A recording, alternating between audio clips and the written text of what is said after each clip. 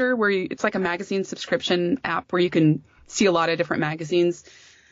I started using that, and I can save things that just inspire me. I don't work with clients, so it's kind of weird the way that I decide what I want to photograph, because I don't really have to photograph anything that, or any specific thing, I should say, unless I'm maybe doing a tutorial that I want to, I'm writing a book about food photography. So I want to do a lot of different pictures of food and make sure that I have a wide variety of food that I'm using. So it's not just the same setup every time.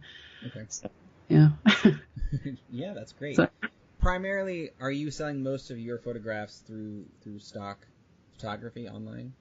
Yeah. In regards to actually like selling just photographs, it is all stock photography. I rarely license anything one-on-one. I don't really sell prints. I have kind of a website set up, but my audience is not, my audience is other photographers. The people who follow me on social media, the people who are subscribed to my newsletter, they are all other photographers, and they come to me for training and hopefully for inspiration. And so I don't really push that side of my business, like I don't try and sell prints to them, and I don't really advertise my stock photography, because that's just kind of something that people find. They go to like stock. I use Stocksy now. That's my main stock photography website that I contribute to. And so people find photos, and they search for something, and maybe they find my photo and they download it. So yeah. Sure. So then at what point in your career did you decide, because I know you mentioned that now that you are more into the training side nowadays. When did you decide to start writing books and doing training for other photographers? I think it was in 2009 or 2010, when I was contacted by Peach Pit Press, a publishing company, and they asked me to write a book. I had previously, recently purchased the Canon 7D, at the time it was a new camera. And I think they were looking for somebody who could write a book about it. And they must have researched me, and they contacted me, and they asked me to write a book. So I wrote that book with them. And then that turned into, I believe I've done 6 print books total with them. My last one that I did was the second revision of my food photography book. And, I had been at the time doing writing on my blog and doing little video tutorials here and there, but I don't believe I was really taking it that seriously. I was doing it just to get out there and just to help people. I wasn't making any money from it. I don't like putting ads on my YouTube videos. I like them to be nice and kind of ad free and pretty, and because I prefer, because if I'm posting something there, I'd hope that they'd come to my site and buy something from me directly, instead of just getting a few cents here from an ad. But so it was several years of doing that. At that time I was doing pretty well with my stock photography. I was pulling in some pretty good numbers, especially for just doing that full time, and I wasn't really putting any energy into any other endeavors. But then in 2012 I started selling presets on my website. And then that just kind of turned into, well, I've done this book thing for so long, I could probably do my own book. So I did my first ebook. I think actually my first one was like a free giveaway ebook, just to kind of learn, because I had to learn InDesign, because I do everything myself. I do I shouldn't say everything, because I don't edit my books, and I just started having somebody index my books for me, and that's not something that I do myself. But I do all of obviously the writing, the photography, and I do all my own layout and InDesign. So I started in 2012, 2013, started to create books, ebooks, and that's how I learned InDesign. I also usually do like a video tutorial component to those that shows how to post-process photographs in whatever software I'm using. Mm-hmm. So, video editing is another thing a skill that I've kind of acquired throughout the years as well. But I don't know, it wasn't really like a moment where I was just like, I'm going to make this a business. It was like, I was doing one thing, and that just kind of slowly transitioned. Because right now I don't make very much for my stock photography. Mm-hmm. I make very little compared to what I was making, like 5-6 years ago. But I balance it out more than, enough with the educational stuff that I'm able to do. So. why do you think that the stock photography is going down? Is it just the marketplace? Or are there so many free images or different images online that it's kind of a saturated market, or what do you think? Well, it's going to be different for each individual person. Like for me, I can tell you exactly why it's going down for me, and that's because I don't contribute as many photos as I used to. It was when it was my full-time thing. My job was to, I would contact models. I would come up with photo shoots, or I would just photograph food and I would upload the food to my stock website, and I would try to make sure that I was doing that regularly. So, for anyone who is interested in stock photography, you have to pretty much make it like a very steady thing. Like right now, I just casually upload. Oh, I have a few photos. I'll put them on my stock C site, and I'm not, that's just because like that's not my main focus, but it is nice little side income, and it's a good community to be involved with as well. And it's also, in a way, stock photography is kind of an excuse for me to go out and take pictures of things like food, for example. I photograph food because I want to, because I enjoy it, but I don't really have any, I don't run a food blog, I'm not photographing it for a recipe. And so my outlet for that photograph is almost always going to be on my stock C portfolio. So, but I still know some people who, I do actually know quite a few people who make stock photography their full-time job. And I know that they do really well at it too. I know that it's lucrative for them. But it is a very, very saturated. It's very oversaturated. I think that some sites like, I can only speak to Stocksy because that's the one that I'm most involved with right now. But they are doing something a little bit different. It's not just a bunch of people on white backgrounds, and it's not the cheesy stock photos. They have much more of a refined style. It's hard to explain. It's just a different aesthetic than you'd see.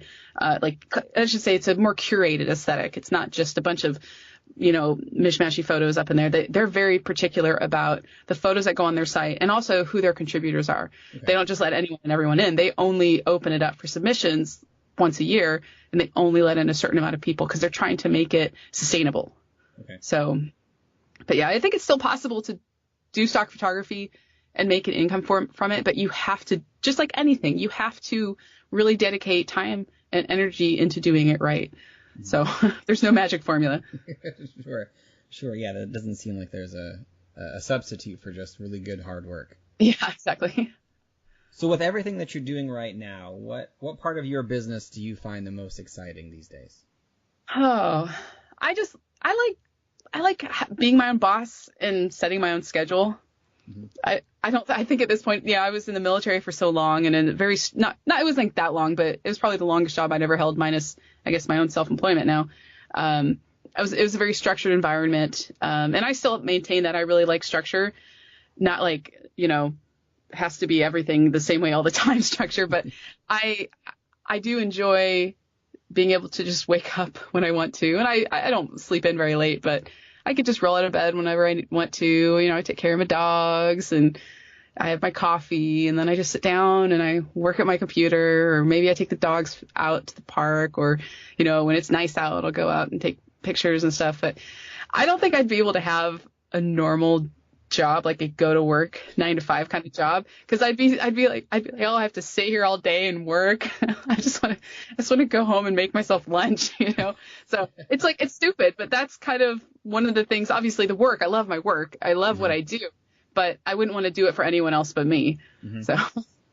Yeah, that makes sense. So with that, and it's actually really fascinating to hear you talk about your, how you're not as into the military structure as you once were. But do you have any rituals or routines that you do that help with your creativity or help you with your organizational business side? I always make sure that I stop working at the end of the day, at like a normal time. I work pretty hard. Like right now I am nearing the end of, I'm working on an ebook. Well, it's going to be just an ebook, a print book. I'm going to do some videos for it. It's just a product that's going to go in my store. And I'm almost finished with my ebook part of it, but I wake up and I sit at my computer and I work for 8 solid hours probably just sitting at my computer, and the time just goes crazy fast. Mm-hmm. I take a lunch break and I sit and I watch TV, maybe watch a show or watch the news or something, and then I go back to work. But then around maybe like 4 o'clock, 5 o'clock, I stop and I'm like, I'm done. I'm done working for the day. And I leave, obviously my office is just in my house. So I go, I maybe sit on the couch or I cook dinner. Brian will come home about that time and, we have dinner together. We watch TV. We walk the dogs, whatever. But I really try to separate, I'm not opposed to working on the weekend. I'm not opposed to working late at night, especially if I have something, but I really do my best to create a really good work-life balance. Because I just don't want to burn myself out. I think that's really important. Sure. With what you've done so far and the leap from the military then to your full-time job, it has to be, at least in little ways, kind of stressful. How do you handle times when maybe you're unsure or a little bit fearful, and how do you overcome that fear?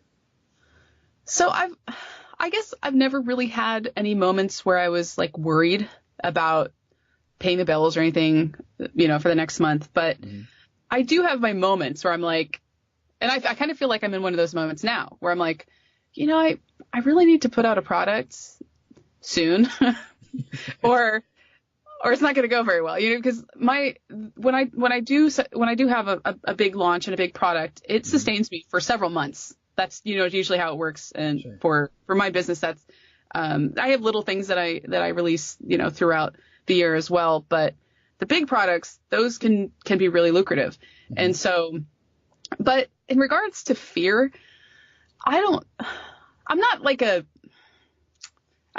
naive and I'm not,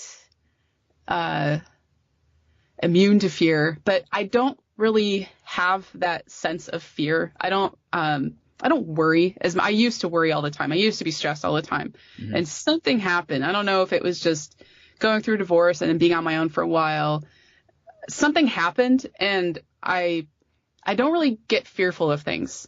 I joke about things like, oh, I'm fearless. I went cage diving with great white sharks. I went swimming and snorkeling with sharks last year. I just started scuba diving and doing underwater photography. And, I don't really have I never ever once felt afraid of being around those kind of creatures. Mm-hmm. But I think like worrying about things about, being stressed about things like, oh, I'm not good enough. This person's doing that. I just don't let myself go there. Mm-hmm. Because it's not, what are the words I'm trying to say? There could be consequences, I believe, to actually being afraid. And, I'm not talking about like the big fears, I'm talking about just being afraid of failure, right? Mm-hmm. Right. Being afraid of doing something and people not liking it, or being afraid of not being as good as a person that you really look up to, or you feel like they're your peer. I think there are consequences to constantly feeling that and letting it churn inside of you. And it's just negativity. That's all it is. And actually a friend of mine, and this is probably 3 or 4 years ago, I can remember, and this may have actually been that transition from where I went from being a little bit more of a worried, stressed person into, I've always been a happy person, but internally, I don't feel those things as much. She pointed out to me that some of the things that I was saying, it was negative, and it may have been negative towards myself. It's like self-deprecating, but not in a good self-deprecation type of way. And that really stuck with me. It really struck a chord. And so I've been very mindful of that since then. And I don't let those negative thoughts, I try, and I'm not that I'm like this perfect, always upbeat, happy, Zen person, not even close, but I don't let them get to me. Like I was saying, like right now I'm in that moment where I'm like, well, I have this product and it really needs to go well for me to pay my mortgage, right? For the next couple months or however it's going to last. Mm-hmm. But I don't worry about it because I'm confident in my ability. I'm confident in my past successes. I have a good group of people that follow me. Mm-hmm. And if I create a good product, and I always do, I believe I always do, I'm consistent with that, then I think that things are going to be okay. So I always kind of like glass half full kind of thing. So to boil it down there. But yeah, I'm just very mindful of the things that I'm saying and the things that I'm thinking. It's because not just always what we say, it's what we internalize as well.